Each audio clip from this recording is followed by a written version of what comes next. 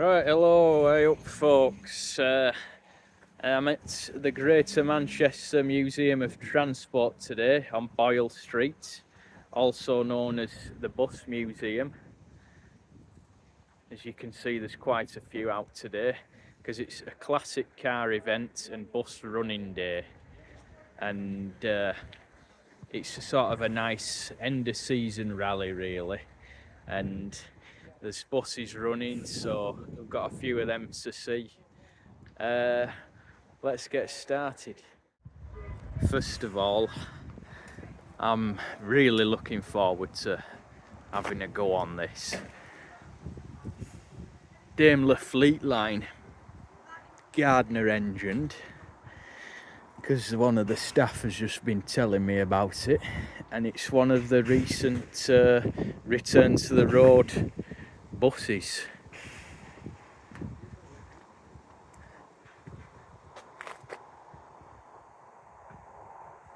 I just love, the fittings and the design that went into this mid-century design.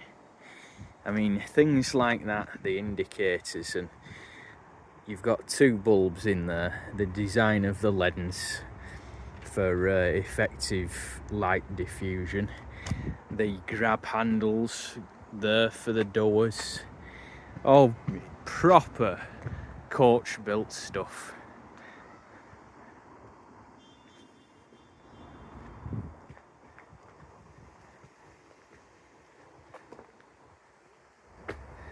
These are buses that they've moved outside to fit the cars in, and this one will shortly be about to set off. But there it is. Northwestern Daimler. There's my Humber over there. There was no room inside, not for a big Humber, so I got Pride of Place outdoors instead. This Crossley, that's an interesting bus, locally made in Manchester.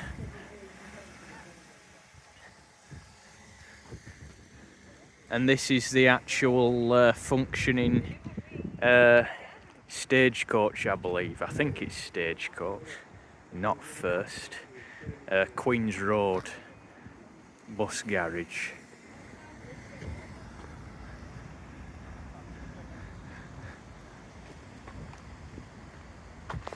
There it is. Been joined by a impeccable Ford Fiesta. I was amazed at the condition of this. Probably better than Ford could do that. Oh, and it's got the nice brown beater cloth seats. Very nice. Popular. So that must have got you a rear wiper and a clock and some novelty teeth.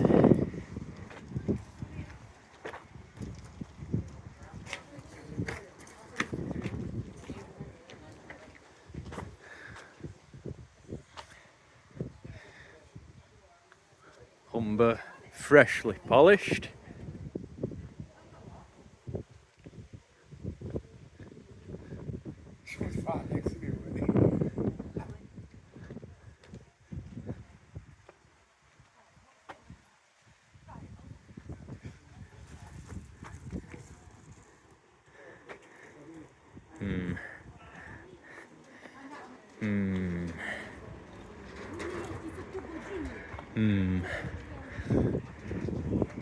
That's better. A-Reg Triumph. Acclaimed by many. My uncle had one of these for a brief period. LED clock, look. Coin tray, I always liked them. That'd be the Japanese element, of course, the coin tray, practicality.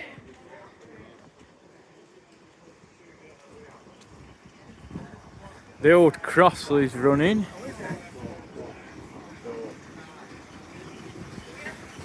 Quite full.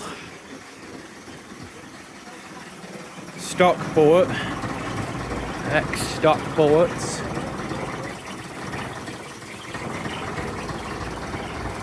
And this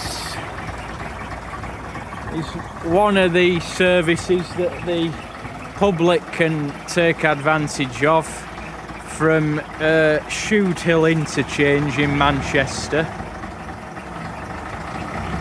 that brings members of the public to and from the museum on these open days, which is really nice. Really good of the museum to do these trips, get the old buses out, you know, get them working as they should be, and they keep them in really nice order, all the staff and volunteers. And there's a varied selection, you know, all mostly localish northwestern buses, and he's off now. No power steering.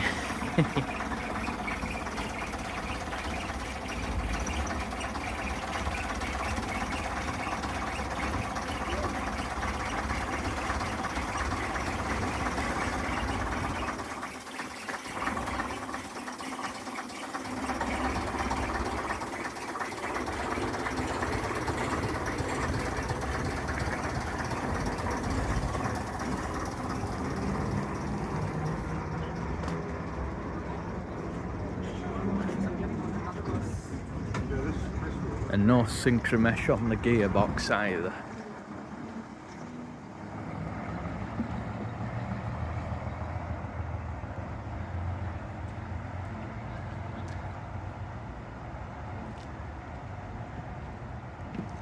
And away they go.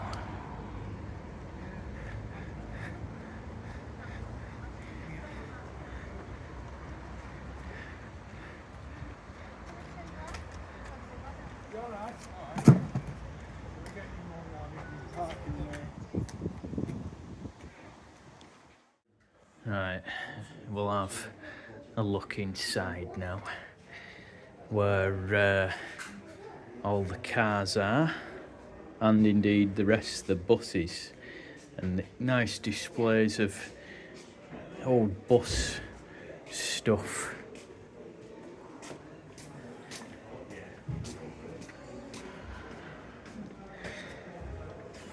These would have taken pride of place in the bus garages, and some they even had outdoors, because there was so much civic pride in those days, unlike today.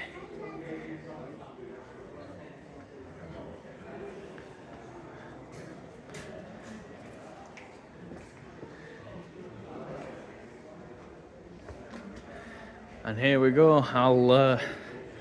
I'll let the vehicles do the talking, really.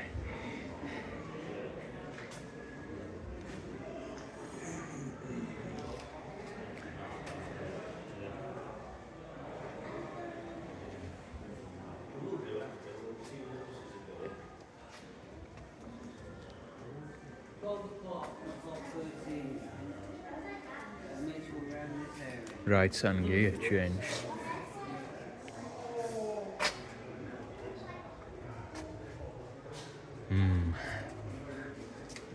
Archivist at work.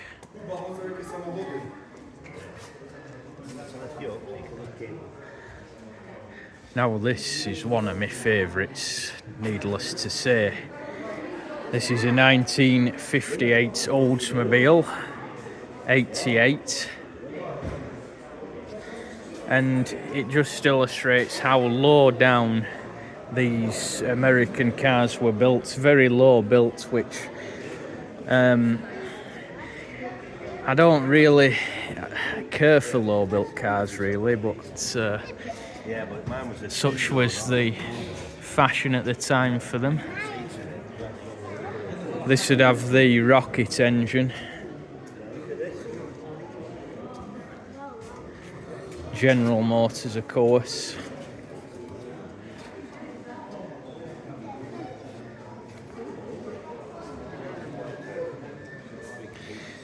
(1958) is my favourite model year for American cars.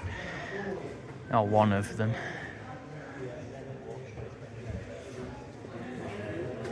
You certainly get plenty of legroom.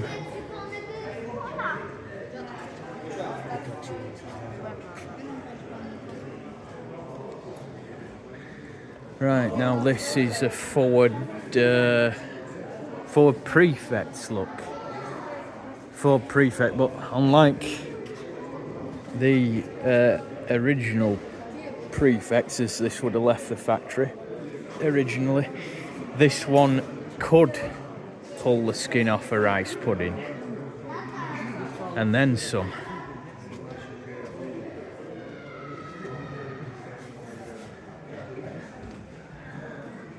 So whoever's done this has really gone to town on it, but it's been made like a modern car, really, inside, which sort of defeats the object to me. One for Rover fans.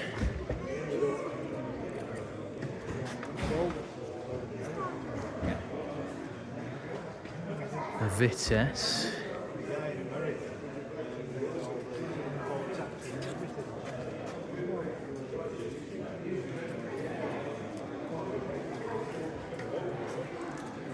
Wolsey.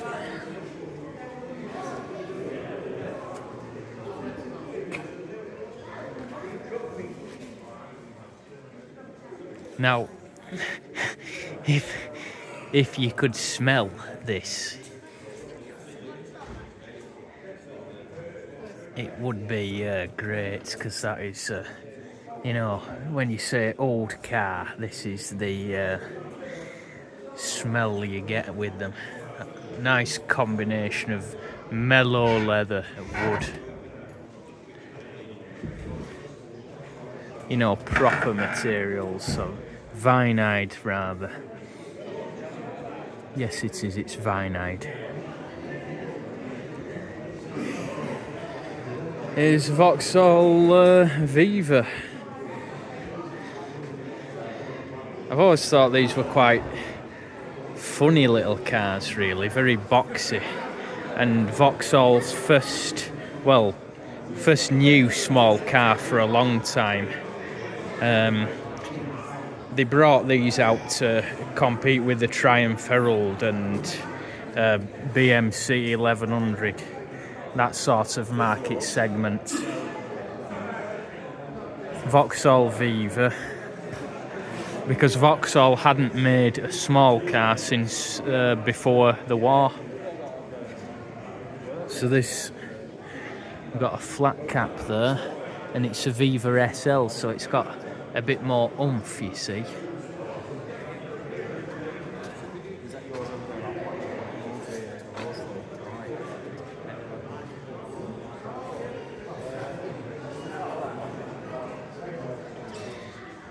That's a standard, and an Opel, which is, it's an Ascona, Opel Ascona, which is actually a regular on these local rally circuits in the northwest. And this, I struggled to identify it from a distance. My first thought was that it's a BSA, but it's not. It's the standard, flying the Union flag. A lovely enamel badge, that. But it's cars like this now, charming as they are, they're just, I can't imagine them being pleasant to drive in the cut and thrust of today's road conditions, really.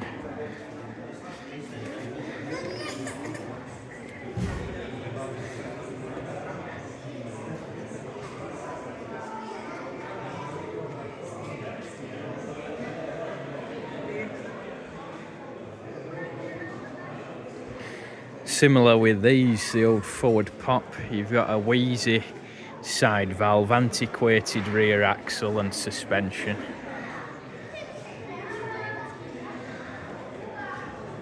Small British cars were for many decades underpowered, really, woefully underpowered and undergeared.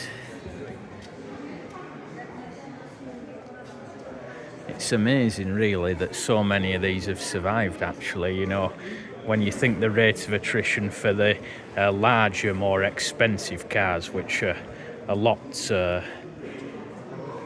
more suitable for use today,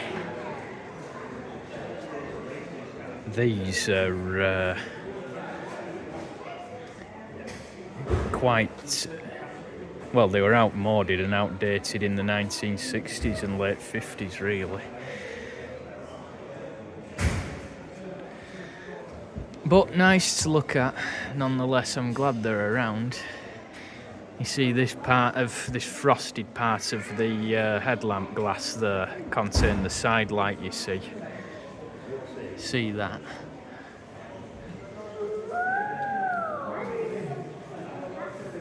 Bit of blurb there.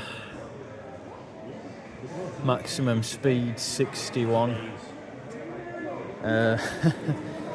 30 brake horsepower. Yeah, nice, but I wouldn't like to have one as my only car. Got the ubiquitous MG. There's always a midget or an MGB or something. I suppose when people, you know, when you mention classic car to someone, they think of a Morris Minor, an MG, or a Jag E-type.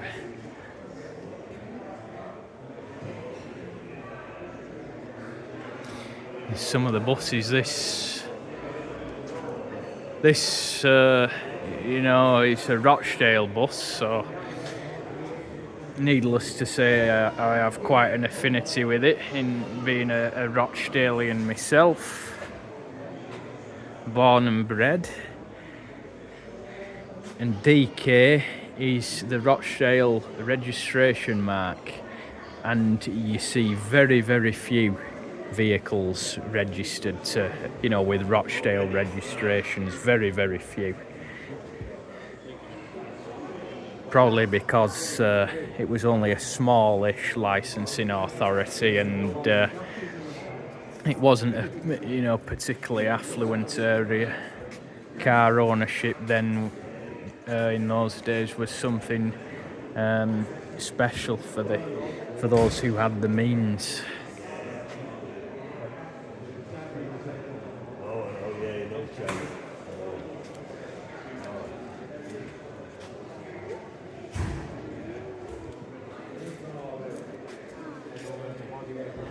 Well, we've got a Hillman Imp.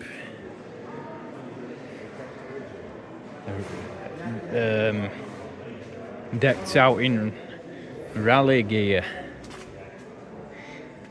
Now, they're quite nice alloys, cosmic. Some alloys look absolutely appalling on a car, but they look really well. Really well.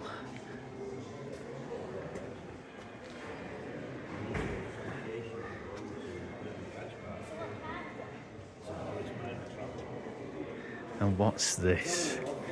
What the hell is this?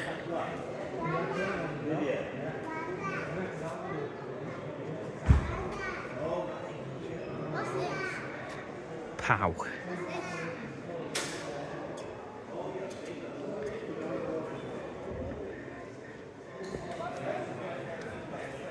Actually, that's not as comical as it first appears, this thing.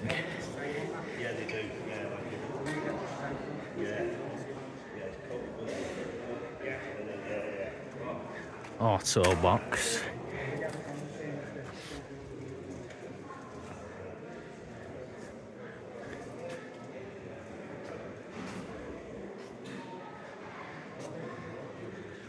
Now, you know how we've just seen a Daimler bus? Well, look at this. This is a proper job. What I was just saying about them old small cars, how they're being next to useless, really. This is a proper job, of which very, very few examples have survived.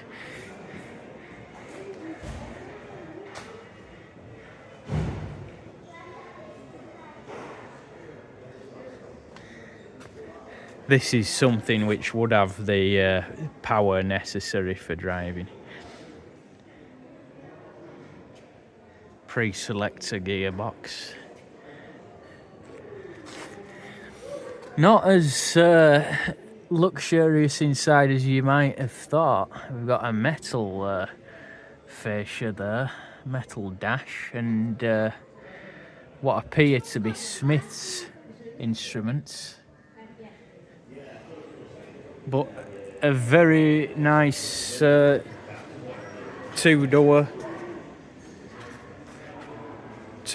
saloon, coupe.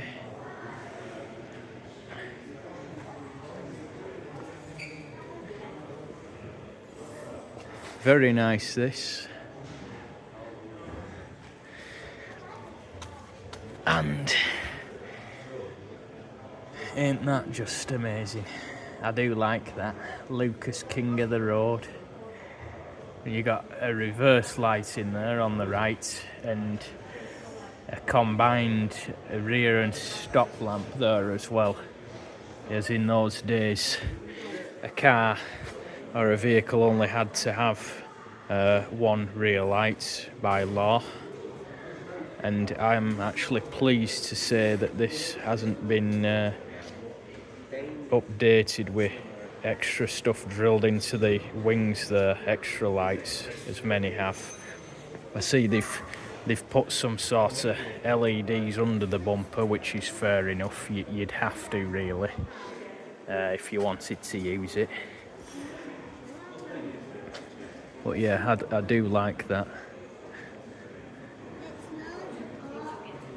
Oh, come on.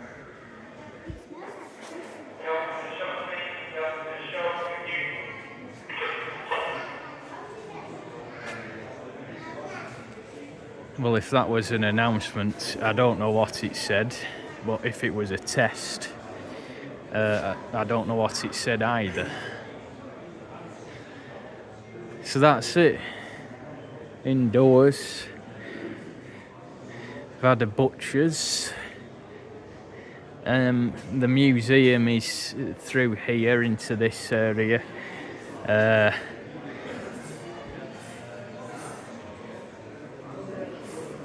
We'll have just a quick overview of that. It's not really within the remit of today's film.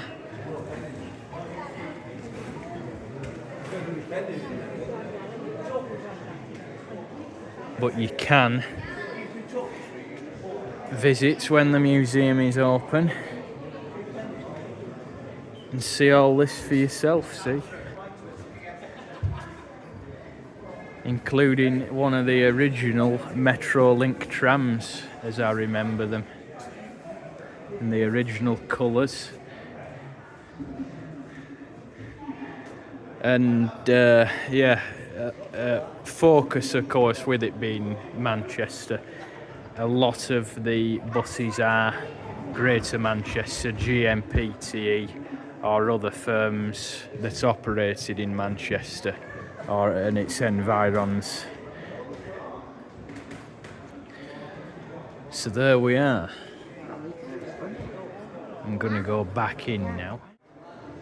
I somehow managed to overlook this, tucked away in the back here, this Vauxhall 6, Vauxhall 12.6, not a V12.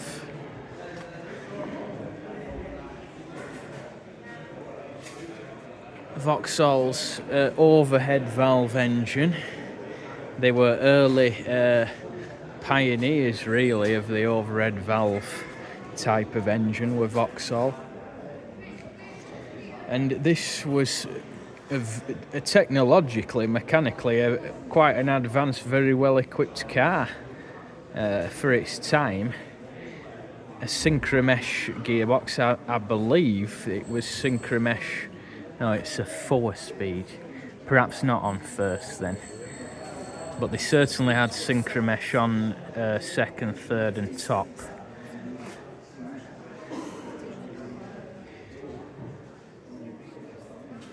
It would have been Vauxhall General Motors, this car. I just can't quite see that, the badge there. Maybe you can. It has the famous Vauxhall bonnet flutes, which made the last appearance on the F-Series Victor when they were moved to the side of the front wings.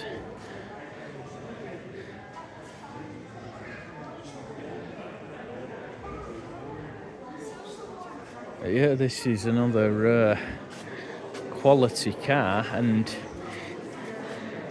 a rare survivor.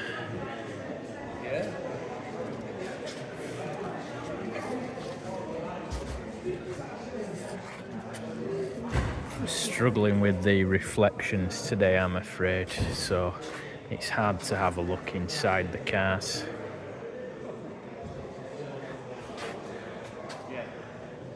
And an FX4 taxi, which are iconic. Certainly, well, perhaps not. Or maybe when you mention Britain to someone from overseas, what they think of when you mention Britain, they might think Routemaster buses and black cabs.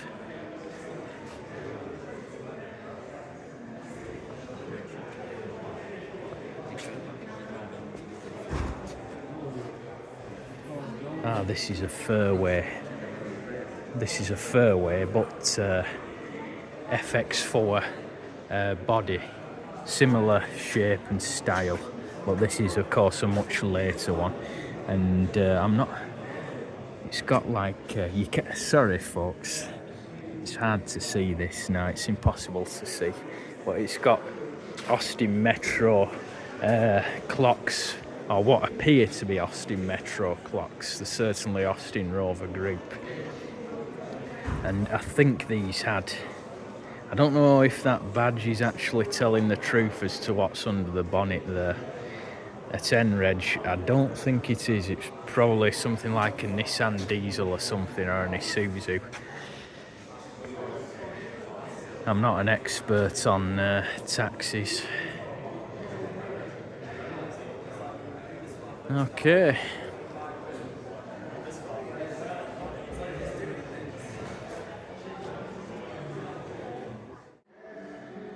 Now, regular viewers of this channel will know that I'm a hands-on person and I like to get down to the nitty-gritty with vehicles, do the vast majority of my own work and servicing, etc., tuning to keep them running. So this is of great interest because it shows really the, you know, beating heart of the bus. Something which is usually cloaked, hidden by the bonnet there and the front panel. So this is quite a privilege to be able to see inside. We've got a transverse beam axle, massive leaf springs, what appears to be the steering box. Yeah, that's the steering box there. Relay shaft there for the pedals, accelerator pedal to guess this, and brakes. Oh, is it brake? I would have thought that was brake and not clutch. I can't see it being a hydraulic clutch, though I may be wrong. Massive chassis, of course.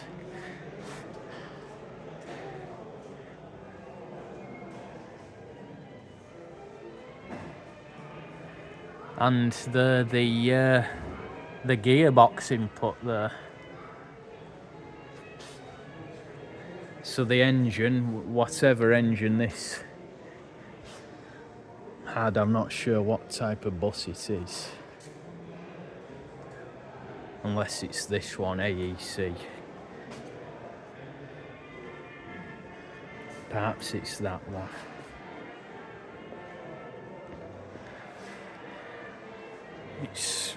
Well, it was going to Droylsden. Ah, yeah, it is AEC diesel look. So, yeah, interesting, very interesting that. And over here, something that's been stripped back even further. This is a much older bus, this, of much older construction there. You can see the timber frame as well. Steel, is it? Steel framework, perhaps.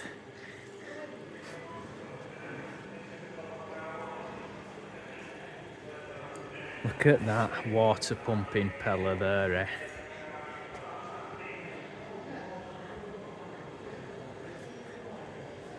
Bloody hell. What's going on here? I'm not sure. There's a massive hole in that cylinder.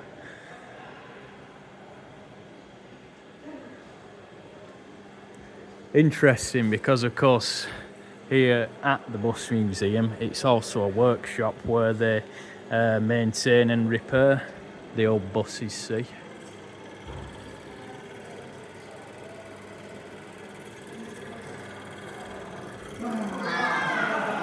And there's an ancestor in the form of a horse drawn.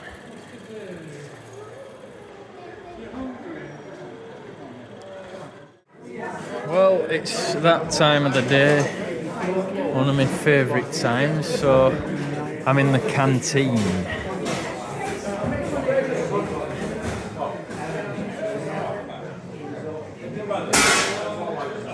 Lunchtime. I am ready for this. The Crossley has just returned, so now the Northwestern Daimler's gonna go out, which is gonna be our ride now.